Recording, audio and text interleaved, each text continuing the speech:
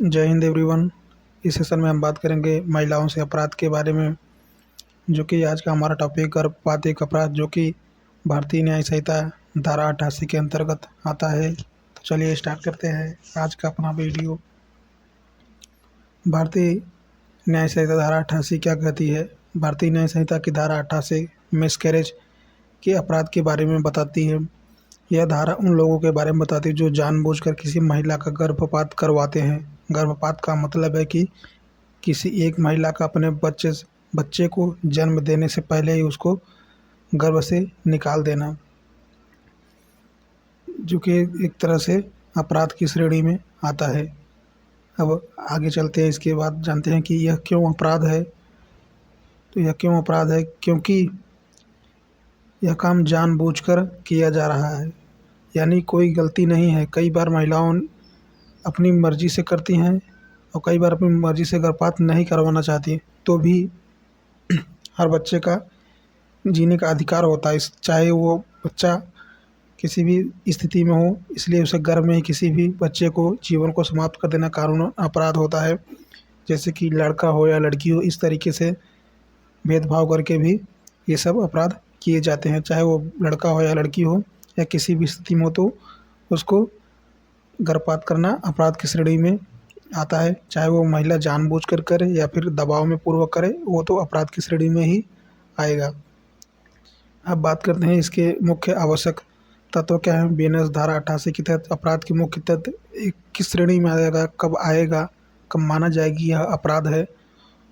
जो कि किसी महिला का जानबूझकर गर्भपात कराना इस धारा के तहत गर्भ अपराध है। अगर महिला जानबूझकर यह काम करती है तो वह अपराध है। इसका मतलब है कि गर्भपात को जानबूझकर और इरादतन किया गया, मतलब मकसद के तहत किया गया गर्भपात। या फिर जब महिला की सहमति या गर्भपात से भी अपराध माना जा सकता है। अगर महिला सहमति है तो भी वह अपराध होगा जब वो किसी वैध चिकित्सा के कारण के लिए न किया गया हो।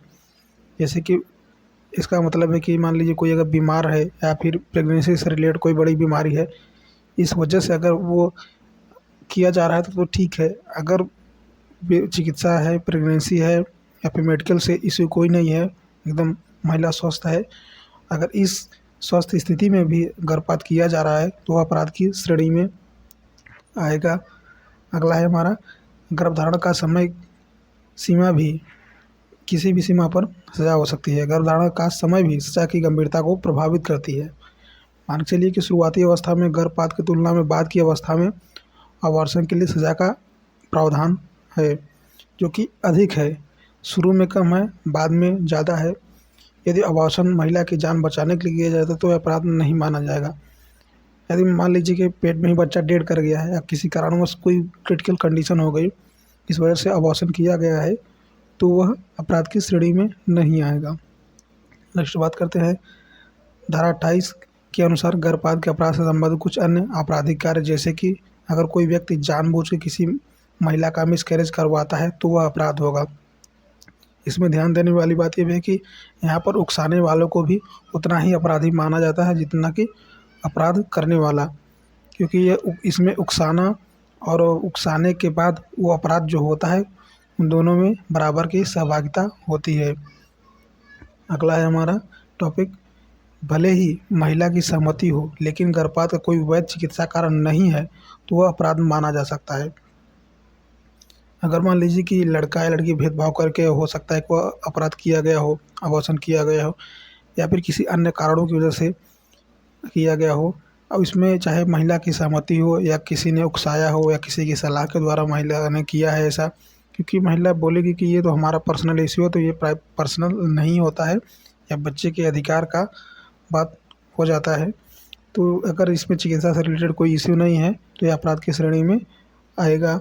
अब आता है अगला हमारा, बिना डॉक्टर की सलाह के कोई ऐसी दवा लेना जो अबॉर्शन करवा सकती है, अपराध की श्रेणी है। कोई ऐसी दवा जो कि प्रेगनेंसी से रिलेटेड खतरा उत्पन्न करे, अगर ऐसी दवा आप खाते हैं, महिला कोई खाती है, तो अपराध की श्रेणी में आएगा। गर्भपात के लिए इस्तेमाल होने वाले किसी भी उपकरण को देना या बेचना अपराध है। मान लीजिए कि कोई महिला प्रेग्नेंसी से रिलेटेड है या फिर परेशान है या कुछ किसी भी प्रकार का, वो उसका इरादा अबॉर्शन का है, तो वह किसी न किसी तरह से ऐसे इक्विपमेंट जो है कि उपकरण जो है पाना चाहेगी, जिससे कि वह अबॉर्शन को कर सके, उसको कारित कर सके, कार्य को कर सके। तो ऐसी स्थिति में जानते हुए कि महिला गर्भवती है, तो महिला को कोई ऐसी चीज़ें उपलब्ध कराना जो कि उसके अबॉर्शन का कारण बने, उसको देना या बेचना दोनों ही अपराध की श्रेणी में आता है। अगर बाद में पता चलता है जांच में कि आपने सहयोग किया है इस कृत्य को करने में, कार्य को करने में, तो वह आपको भी सज़ा का भुगतना पड़ेगा, आपको भी उतना ही सज़ा का प्रावधान होगा जितना कि महिला को। अगला पॉइंट है हमारा, अगर कोई व्यक्ति किसी और को अबॉर्शन करवाने में मदद करा तो वह अपराध का भागीदार होगा। जैसा कि हमने पहले ही बोला कि अगर आप हेल्प करते हैं तो भी आप अपराधी माने जाएंगे। अब है कि अगर कोई व्यक्ति गर्भपात करवाने के लिए किसी की जगह को किराए पर देता है या उसका इस्तेमाल करता है तो वह अपराध है। मान लीजिए कोई एरिया है, वहाँ पे अत्यधिक पुलिस बल मौजूद है, या फिर वहाँ पे कोई सोशल वर्कर है, सामाजिक सेवा संगठन जो कि अबॉर्शन से रिलेटेड जागरूकता अभियान चलाते हैं, तो ऐसी स्थिति में क्या है कि वो कहीं और जाके अबॉर्शन के कृत्य को करना चाहेंगे, कार्य को करना चाहेंगे, तो वह अगर कहीं भी बाहर में जाके इस पर रेंट पर रह के इस कृत्य को करते हैं, तो जो वह उपलब्ध कराएगा वह भी बराबर का सहभागी माना जाएगा, उसको भी सज़ा मिलेगी। तो यह अभी अपराध है। अगर कोई व्यक्ति गर्भपात के बारे में झूठी या गलत जानकारी देकर किसी को गुमराह करता है तो वह भी अपराध है। अगर कोई व्यक्ति मिसकैरेज करवाने के बदले में पैसे लेता है तो यह भी अपराध है। सब मेन हाईलाइटेड पॉइंट है। अगर पैसा देकर भी अगर ये किया जा रहा है या फिर पैसा लेकर करवाया जा रहा है तो भी अपराध की श्रेणी में आया होगा। या फिर अगर कोई व्यक्ति किसी महिला को डरा धमका कर या किसी और तरीके से अबॉर्शन करवाने के लिए मजबूर करता है तो यह भी अपराध की श्रेणी में आता है। अगर पैसे का लालच देके कोई हॉस्पिटल द्वारा, कोई संस्था द्वारा या फिर कहीं और किसी भी तरह से ऐसा कोई कृत्य जो अबॉर्शन को कार्य करे वह अपराध की श्रेणी में आएगा, जिससे कि बच्चे का जान को खतरा हो। ऐसा कोई भी कार्य जो अबॉर्शन उससे कारित हो जाए वह सभी कार्य अपराध की श्रेणी में आएंगे, जिससे कि बच्चे का बुरा हो। अगला हमारा सेक्शन 88 के कुछ हम उदाहरण के तौर पे मान लेते हैं कि किस प्रकार से यह होता है।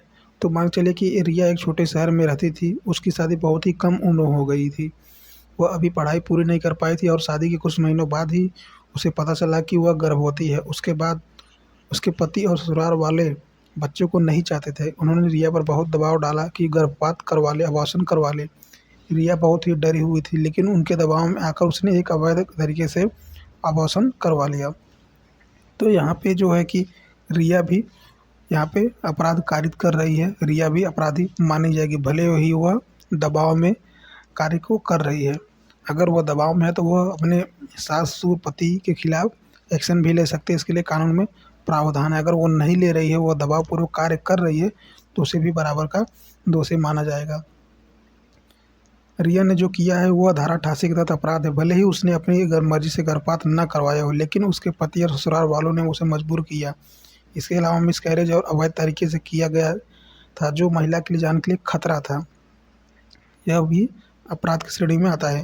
अब बात करते इसमें सजा के प्रावधान की, तो बीएनएस के अंदर भारतीय न्याय संहिता के में बताए गए अपराध के प्रावधान के अनुसार कोई व्यक्ति किसी महिला गर्भपात करवाने का दोषी पाया जाता है तो उसे जेल की सज़ा हो सकती है। इस अपराध की सज़ा प्रेगनेंसी के समय के हिसाब से तय होती है कि अबॉर्शन किस समय किया गया था।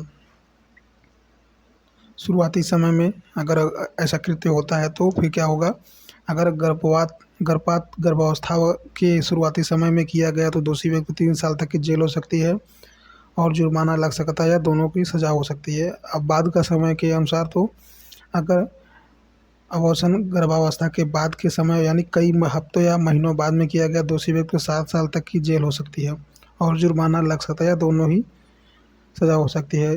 ये दोनों चीज़ में पनिशमेंट हो सकते हैं। अब आता है हमारा मेन पॉइंट कि अबॉर्शन करवाने पर कब सज़ा नहीं होगी, किस कंडीशन में सज़ा नहीं होगी। क्योंकि अगर हो सकता है कि ऐसा स्थिति आ जाती है कि बच्चे या माँ को ही बचाया जा सकता है, ऐसी भी कई बड़ी गंभीर बीमारियां होती हैं जहाँ पर अबॉर्शन करना बहुत ही कंपल्सरी हो जाता है, तो उसके तहत अबॉर्शन करना ही पड़ता है। तो वहाँ पे अपराध की श्रेणी में नहीं आएगा जब ज़रूरत एक ऐसी स्थिति आन पड़ेगी कि वहाँ पे किसी एक को ही बचाया जा सकता है। तो इसी के तहत है कि गर्भपात पे कब सज़ा नहीं होगी, उसके अंदर कुछ मेन पॉइंट हैं, हम उस पे चर्चा करेंगे। तो कुछ खास परिस्थितियों में गर्भपात करने पर सज़ा नहीं होगी। बेनस की धारा 88 के तहत महिला की जान बचाने के लिए किया गया अपराध कानून मतलब जायज़ या लीगली वैलिड माना जाता है। इसके अलावा कुछ और भी स्थितियों में मिसकैरेज की अनुमति है। अब आमतौर पर किस स्थितियों में मिसकैरेज की स्थिति मतलब कि वो है वैलिड माना जाता है, परमिशन है, उस पे बात करेंगे। पहला है महिला को जान को खतरा। अगर गर्भावस्था जारी रहने के से महिला की जान को खतरा हो तो अपराध की मतलब गर्भपात की अनुमति दी जा सकती है। अगर वहाँ पे खतरा है, अगर माँ ही नहीं जिंदा रहेगी तो फिर क्या ही हो जाएगा, क्योंकि माँ तो बाद में ही बन सकते हैं। लेकिन अगर अबॉर्शन नहीं होगा तो दोनों माँ और बच्चे दोनों को खतरा है, माँ की जान भी जा सकती है। अगर महिला को जान खतरा है तो वहाँ पे अबॉर्शन किया जा सकता है और इसमें कोई अपराध का बात नहीं होगा। गर्भ में विकलांग बच्चे का होना। अगर गर्भ में पल रहे बच्चे को कोई गंभीर विकलांग है और वह जीवन भर रह सकता है तो माता पिता को गर्भपात कराने की अनुमति दी जा सकती है।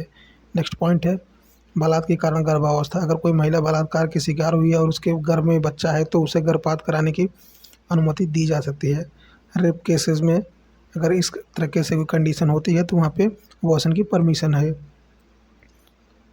भारत में अबॉर्शन कानून मतलब गर्भपात कानून, भारत में गर्भपात कानून 1971 medical termination of pregnancy act 1971 के तहत गर्भपात को कुछ खास परिस्थितियों में वैध माना जाता है, इसे वैलिड माना जाता है।